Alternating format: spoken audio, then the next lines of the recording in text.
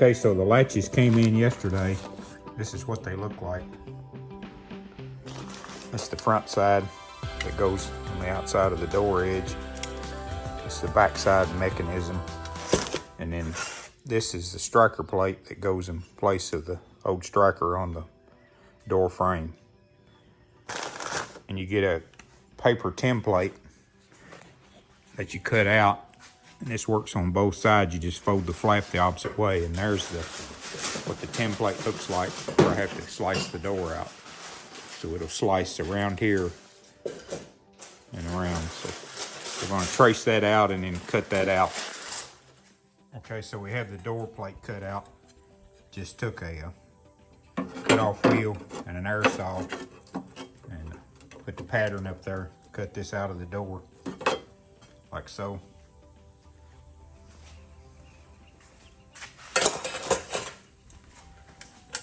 And the latch will sit in there like so.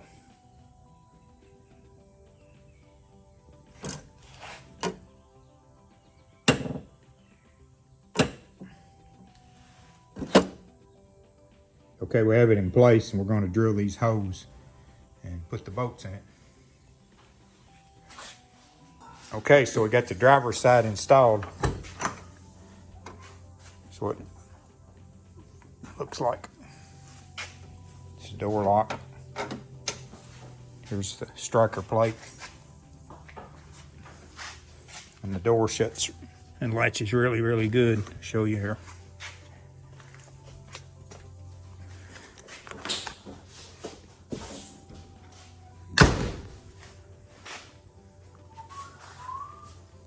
Opens easy, closes easy.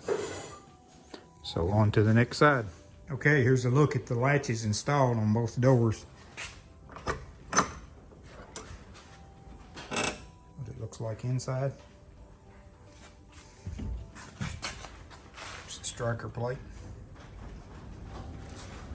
Doors shut really, really good. Don't even have the gaskets back on them yet, but you can tell there's the door latching. Just that easy.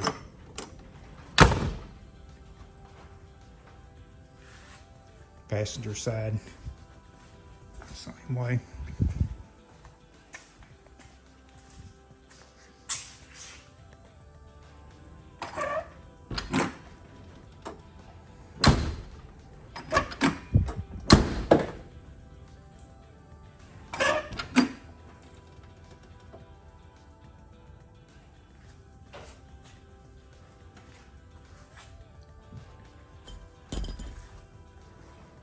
So I want to do a little catch-up video here of what I've been working on the 68.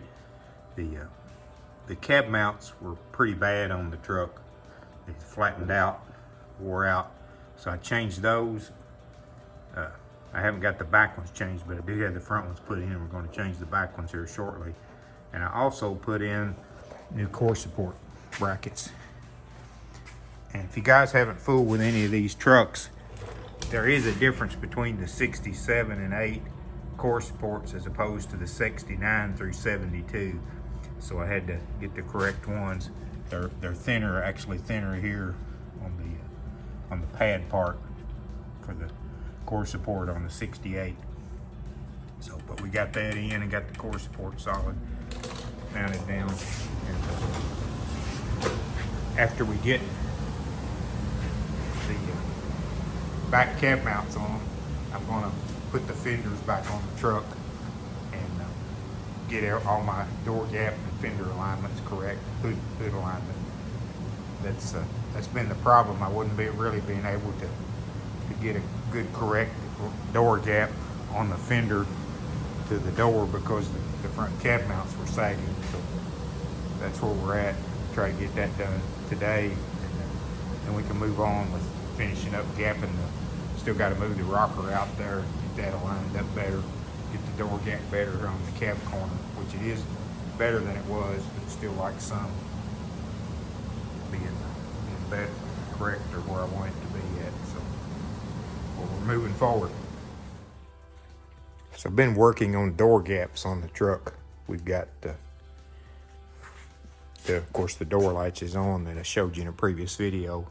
And now we're working on getting all the gaps right, the rockers fitting better.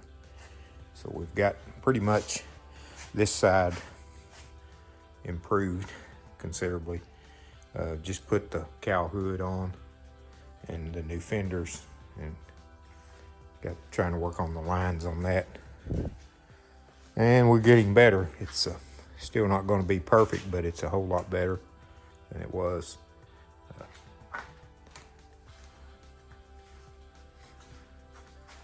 Look at the line on this side.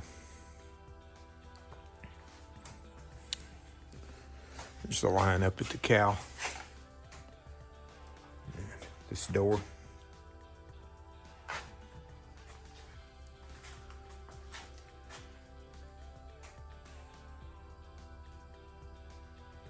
So hopefully we got to do a little work on the rocker down there. The front part of the rocker needs to come out some.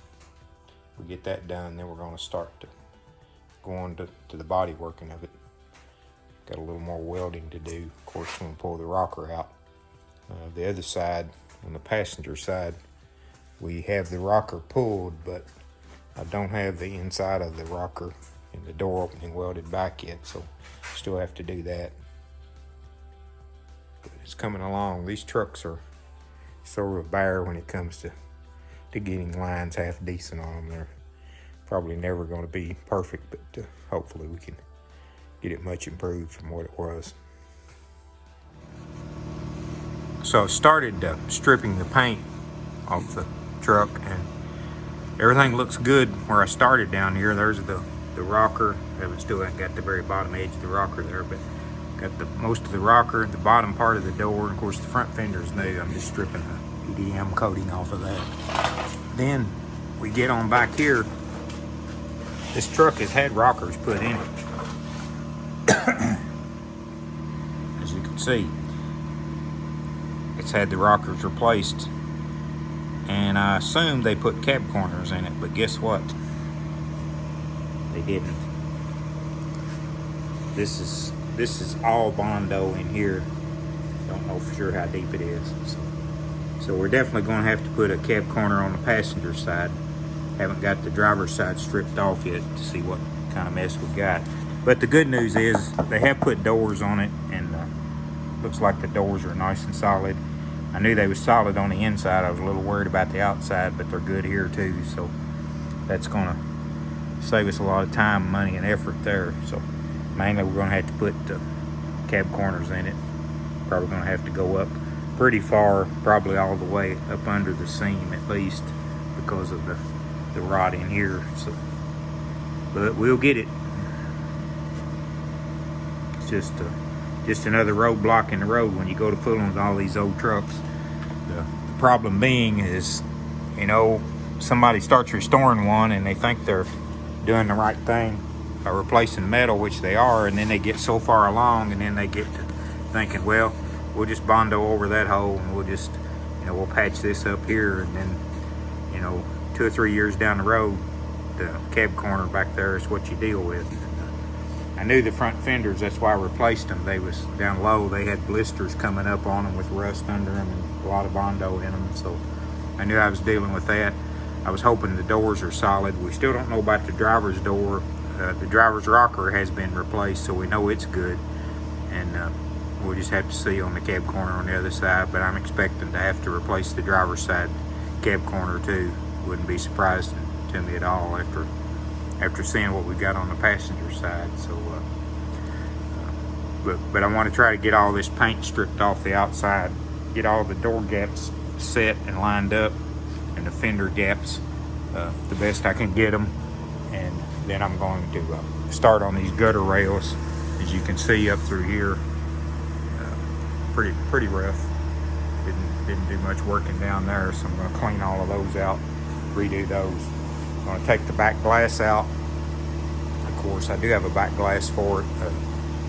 I have a gray glass like the side glasses that I've replaced before. So, but I'm going to go ahead in the next couple videos here and finish stripping off the paint on the lower part of the doors and the cab corners.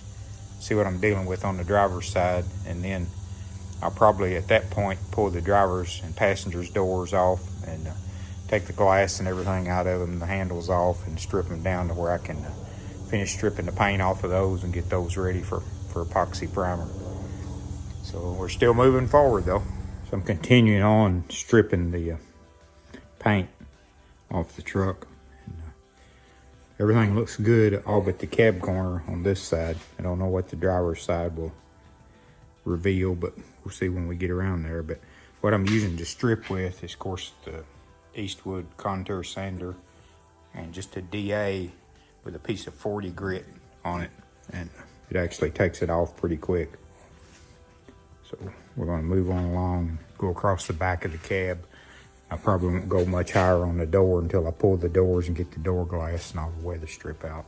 Take a chance on messing any of that up because it's relatively new, hasn't been in the truck that long. So, but we're moving on along. So I've got the driver's side stripped down low to see how the cab corner was. The cab corner's been replaced on this. You can see here there's kind of a rough weld here that I'm gonna redo on that, but everything else looks pretty good. The door had a bunch of Bondo in the bottom of it, and after grinding it all out, I found out the reason they put it in there was not because of rust or patches so much as it was dented in right here. You can see right in that area there. So I guess they didn't have any way of pulling it, so they just Bondoed it up. There is a small amount of rust right here that I'll cut out and put a piece of patch in here. And then up here in the front, same area. Oh, a small patch right there. These holes here are for where this apparently was a molding truck, had trim down the side. So I'll just weld those holes up, as I'm not going to put the trim back on it, obviously.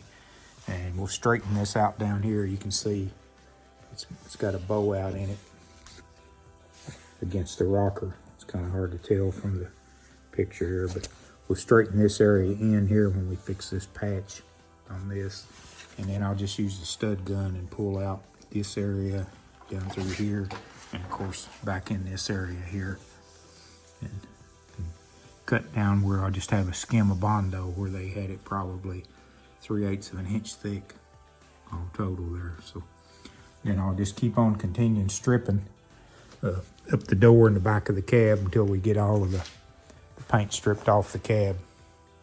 I found that that's probably the easiest and simplest way to do it. Some people try to block the old paint, primer, and it's just, if you take it all the way to the metal, you know what you're starting with, so it makes it probably will involve less steps, believe it or not, as it would trying to block what you've got and redo or put it over the top of it. There's also a dent right here. It's kind of hard to see again, but they put Bondo in, and they didn't work it down. Of course, I guess it's behind the bed. They didn't think they needed to, so I'll cut that out too.